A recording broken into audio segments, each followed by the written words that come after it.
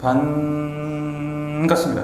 오늘 주제가 누구를 위한 얘기냐면 엄청 헤매이고 있는 학고 작가나 이군 작가들, 이제 배도전전하면서 데뷔를 못하고 있는 사람들, 그리고 29, 30, 39, 40 같은 꺾이는 나이들을 위한 얘기입니다.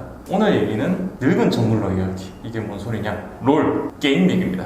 제가 게임을 이제 하면서 알게 된 것들에 대해서 좀 진지하게 생각을 해봤는데, 이게 실생활에서도 조금 크게 작용을 하고 남한테도 해줄 만한 이야기다 싶어서 좀 정리를 해봤어요. 목차 정리를 해보면, 첫 번째가 장점 강화, 그리고 약점 보정. 두 번째가 진짜로 네 탓이 아닐 수 있다, 외부 요인에 대한 이야기. 마지막 세 번째가 메타의 변화입니다. 온갖 미사용 막 다 갖다 붙이면서 둥글둥글하게 얘기하는 것도 싫고 영상 길이 길어지면 어차피 다 안 보시기 때문에 최대한 짧게 해보겠습니다. 저는 그 시즌2 때까지 제 포지션을 확정짓지 못하고 미드, 탑, 원딜을 이렇게 막 오가면서 실버 밑바닥에서 서성했어요. 그때 진짜 롤을 열심히 한 것 같은데 아무리 게임을 열심히 해도 실버 밑바닥을 벗어나지 못하더군요. 그래서 내가 무엇을 어떻게 해야 티어를 올릴 수 있을까에 대한 고민을 해봤습니다. 일단 나는 손이 느리고 순발력이 떨어진 사람이다. 그래서 피지컬도 좋지 못하고 전형적인 힘싸움을 해야 하는 라이너는 나에게 맞지 않다. 다만 두뇌 플레이에 조금 강점이 있기 때문에 정글로 전향을 하면 잘 할 수 있을 것이다. 그 예상은 적중했고 포지션을 정글 전문으로 확정지은 시즌5 때 단박에 플래티넘으로 올라갑니다. 그래서 이게 대체 나한테 무슨 도움이 되냐? 라고 하실 수 있는데, 이게 학고 작가들을 위한 이야기예요. 제가 지금껏 지켜봐온 위로 올라가지 못하는 소설가나 만화가의 특징이 랭크 게임을 정말 열심히 함에도 불구하고 브론즈, 실버를 전전하는 롤 게이머들과 되게 흡사하거든요. 우리는 좋은 결과물을 얻고 싶을 때 작업 방식이나 장르, 플랫폼을 완전히 갈아엎어버리거나 능력치를 상향시키기 위해 장점을 강화하거나 약점을 보정하는 방법이 있습니다. 작업 방식이나 장르 플랫폼 얘기는 위에 정글러의 포지션 변화 얘기랑 좀 동의를 하고, 장점 강화와 약점 보정은 무슨 얘기냐? 학고 만화가 A의 예시를 들어볼게요. 이 학고 만화가는 네이버 베스트 도전에서 3년간 만화를 연재했지만 데뷔를 하지 못합니다. 타 플랫폼에서 메일도 오지 않고요. 만화가 50점이기 때문이에요. 그림 30점, 연출 10점, 스토리 10점. 데뷔 컷까지의 제한선이 80점이고 네이버나 카카오페이지 같은 메이저 플랫폼에 데뷔하기 위해서는 100점이 되어야 하는 거죠. 그럼 이 A는 당장 30점이라는 점수를 메꿔야 해요. 그런데 이 A는 자신의 그림이 부족하다고 생각해서 미친 듯이 그림 연습을 합니다.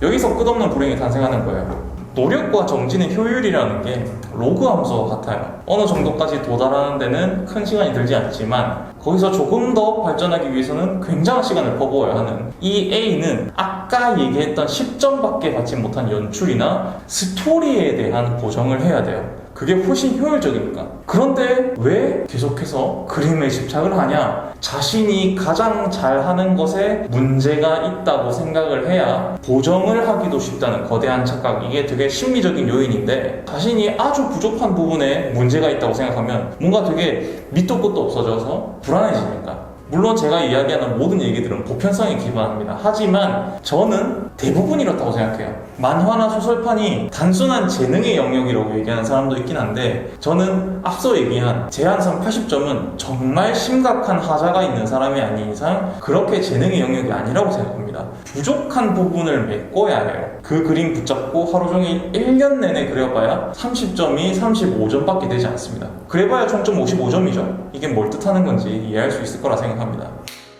두 번째, 진짜로 네 탓이 아닐 수 있다. 이와는 조금 상반되는 얘기예요. 여러분의 작품이 좋은 성과를 내지 못하거나 커리어가 박살나는 이유가 진짜로 알고 보니 본인 잘못이 아닐 수도 있는 겁니다. 저는 롤 시즌5 때부터 플래티넘 티어를 매 시즌 계속해서 유지합니다. 내가 그래도 다이아는 못 가도 플래는 찍어놔야지 라는 고집이 있었어요. 그래도 플래 찍으면 상위 10%니까 남자는 게임보심이 좀 있잖아요. 심지어 이게 그렇게 어렵지도 않았거든요. 플래티넘 4티어를 찍기에는 넉넉하게 충분하게 넘치는 실력이었던 거죠. 헛는데 이번 2021년 시즌 배치고사 이후에 실버까지 티어가 수직 하락합니다. 승률이 32%가 나왔어요. 물론 제가 게임을 꾸준히 하지 않아서 실력이 계속 떨어진 것도 있을 테지만 당장 작년까지는 그렇지 않았거든요.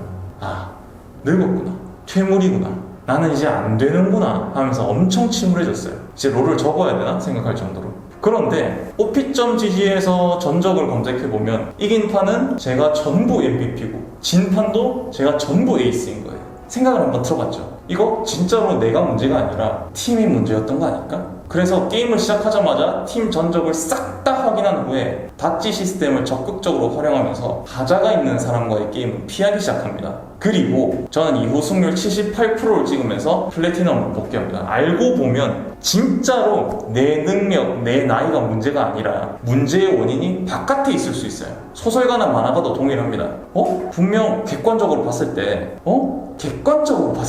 내 작품이 분명 시장에 먹힐 만한 작품임에도 불구하고 이상할 정도로 성적이 안 나온다. 작가를 관리하고 있는 에이전트가 정말 무능하거나 프로모션을 받는 과정에서 꼬여버리거나, 이건 굉장히 희귀한 케이스지만 플랫폼 등지에서 차별을 하면서 밑으로 찍어 누르는 경우도 있습니다. 최근에 아이즈원이나 프로미스나인 주작 사태처럼요. 맨날 첫날 남탓 사회탓만 하면 자신의 인생을 갉아먹게 되지만 가끔은 정말로 문제의 원인이 바깥에 있는 것이 아닐까 의심해 보도록 하세요. 세 번째, 메타의 변화. 이건 단순합니다. 롤이 메타빨 게임이라고 하면서 메타빨을 외치지만 사실 최상위 티어의 프로게이머들이나 그 마첼이 아닌 이상 자기 하던 것만 열심히 하고 갈고 닦아도 좋은 성적을 낼 수 있어요. 한때 그 누구냐, 루리웹의 치료가 필요하십니까? 라는 닉네임이 쓴 이제 현직 웹소설가다 장문이다 라는 글이 이슈가 됐던 적이 있어요. 특히 웹소설 쓰시는 분들이나 장마갤러들은 다 한 번씩 읽어봤겠지만 내용은 그거죠. 사이다 패스랑 연참, 문장의 단순화에 대한 토로. 그래서 이전처럼 열심히 막 길게 농밀하게 글을 쓰는 사람은 이 시장에서 살아남을 수 없다. 굶어 죽어야 된다. 저는 이분이 애초에 글을 좀 못 쓰는 분이라고 생각합니다. 시장에 문제가 있는 게 아니라 그냥 자기가 무능했던 거예요. 이런 패러다임 찡찡족들 뿐만 아니라 그런 사람들 많이 보이죠? 로판 극혐충으로 시작하는 장르 찡찡족들. 정통 판타지는 더 이상 이 땅에서 살아남을 수 없다. 이런 글 쓰면 굶어 죽는다. 먹고 살고 싶으면 여성향 로판을 쓰던가 든든국밥 같은 꾸준한 구매층이 있는 무협소설을 써라. 무거운 작품에 대한 니즈, 판타지에 대한 니즈는 원래 꾸준히 있었습니다. 그저 다른 자극적인 장르나 사이다 패스물이 더 많이 인기를 끌었을 뿐이죠. 저도 원래 글을 쓰는 사람이고 실마릴리온 스타일의 쓴맛을 조금 더 가미한 되게 딥한 다크 판타지를 쓰는 사람입니다만 한 번도 시장에 문제가 있다는 생각을 해본 적이 없습니다. 특히나 이쪽에 작가로서가 아니라 무언가 시장을 관리하는 입장으로서 일을 하게 된 이후로는 더욱이요.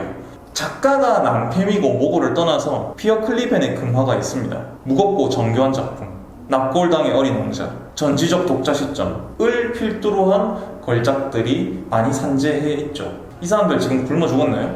혹시 전독씨가 무거운 작품이 아니라 사이다 패스의 BL코인 똥독씨라고 생각하시나요? 그건 네가 멍멍크르르 활활해서 맨 초기에 늘어놓은 무겁고 지루한 이야기들은 끝이 났고 오늘처럼 가벼운 이야기들이나 작법, 시장에 대한 이야기들을 하려 합니다. 대신 이제 주 1회로 줄일 예정이에요. 제가 건강이 많이 안 좋습니다. 본업도 그렇고 유튜브도 업무량을 조금 줄여야 할 것 같아서 멍멍만 주 1회로 할 예정이에요. 조회수가 얼마 안 나오긴 했지만 그래도 챙겨봐 주시던 시청자분들께 죄송하다는 말씀 올립니다. 그럼 멍멍은 또 다다음 주에 돌아오도록 하겠습니다. 모두 안녕.